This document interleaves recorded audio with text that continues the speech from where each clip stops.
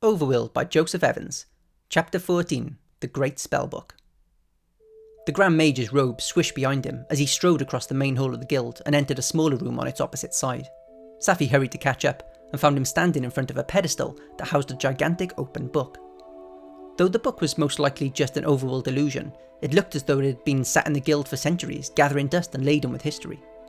This, Saffie, is the Overworld Great Spellbook, Keith said proudly. Unlike your personal spellbook, which will only show you spells that you have the correct experience to perform, this lists every known spell in the game. Whoa, was all Saffie could say. Have a flick through, Keith offered. I think you'll find it most interesting. Saffie heaved open the heavy cover, and the sound of a deep choir seemed to reverberate through the walls of the chamber. Each turn took a full arc of movement from her arm, and each page was brimming with magic. Vines sprouted from the earth section, feeling at her hands and wrapping themselves around her fingers until she yanked them away. The corners of the fire section glowed bright as they burned, leaving tiny orange embers drifting into the cavernous room. And Saffie had trouble getting past the storm section, as the pages began whipping violently in the wind and spraying her with water. Turn to sleep, magic, said Keith, and the pages flipped to a section that was filled with fluffy clouds and dreamy lettering. Saffie scanned every spell, which there were a lot more of than she had expected, but there was nothing that resembled ultrasleep. It doesn't exist, she said softly, staring at the pages in bemusement. As I thought, said Keith, a spell vicious enough to send someone into a coma is probably not even classed as a sleeping spell. Would you care to step back for a moment? It's best not to be too close when I do what I'm about to do next. Saffie followed Keith's instructions, frowning. Turn to dark magic, Keith commanded. The pages fanned until they were close to the back of the book, slowing on a section that made the hairs on Saffie's arms stand on end. The spell listings in this section were being caressed by sinister wisps of smoke, and they were surrounded by dark ink stains that shimmered purple whenever Saffie moved her eyes.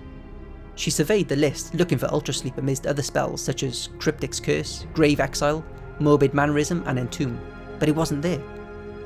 Are you certain the first word you heard was ultra, said Keith, raising a finger.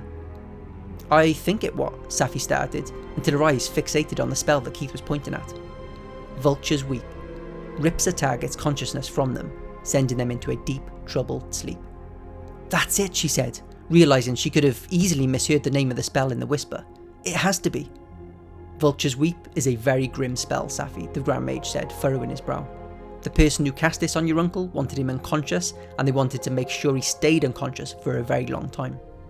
Saffie still couldn't shake the gut feeling that it had been the girl who'd attacked her from the rafters, but since Keith didn't seem to believe that she was even a real player, Saffie decided to keep her mouth shut. The good news, Keith said, lightening his tone, is that there's the counterspell. He placed the head of his staff on a section of text that read, Unburdened Mind, reverses the effects of Smoke Your Name, Kerfuddle, and Vulture's Weep. Saffie was flooded with relief. All she had to do was cast this on Dax and he'd be awake in no time. The bad news, Keith continued. He traced the staff downwards until it landed on a box that read, Requirements, a personal connection to the target and an extraordinary proficiency in both general and mind magic. Saffie had the personal connection, but she had barely cast a few fire spells. When it says an extraordinary proficiency, she started, but Keith shook his head gently.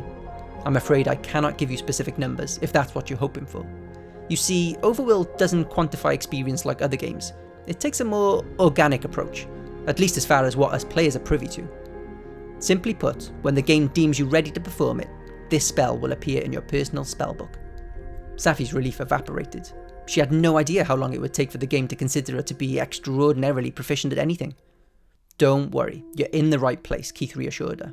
The guild can provide you with errands that specifically target experience in both general and mind magic. As soon as you're ready, we'll get you assigned to one. I need to start now, Saffie said, but the Grand Mage chuckled. Steady now, Saffie. If you go into battle untrained, you'll be eliminated within the hour, I can guarantee it. I've seen it happen way too often with eager newbies. There are creatures out there who are far worse, a lot more powerful, and with a much more cunning AI than that Grolem you faced in Kensington Gardens. Every fibre of Saffie's being wanted to tell Keith that she was ready, but she knew he was right. In a game like Overworld, where a player is blocked from rejoining if eliminated, she couldn't take that risk. She had just one chance of saving Dax. You didn't happen to know my uncle, did you? Saffie asked the Grand Mage, clutching onto a sliver of hope that he might have the personal connection himself and be able to perform the counterspell for her. His name is Dax Farrow, and he isn't just my uncle, he's my best friend, my only friend. I'm afraid I don't know anyone by that name, Keith said sadly, although I wish I did. He sounds like a good man. He is, Saffie said. feeling a lump form in her throat. He may have been a member of one of the other guilds, Keith pondered, but I think it would be unlikely anyone with a personal connection to him outside of the Mages Guild would have the magical requirements. Saffie knew Keith was right. It was down to her and her alone to wake Dax up. "What you need, Saffie," said Keith, "is some formal training, and I have the perfect partner for you. I will arrange for your training to begin first thing tomorrow morning." That evening, after giving her parents an elaborate account of the day she spent with Beatrix Hawthorne, Saffie went up to her bedroom filled with adrenaline. She was raring to begin her training at the guild, and she could barely think of anything else, but she knew she had to at least try to get some sleep, even if it didn't end up happening. At around 11:30 PM, she tucked herself into bed, turned off her bedside lamp and closed her eyes, but they immediately darted open again when she heard a sound. Tap, tap, tap. She glanced around the room.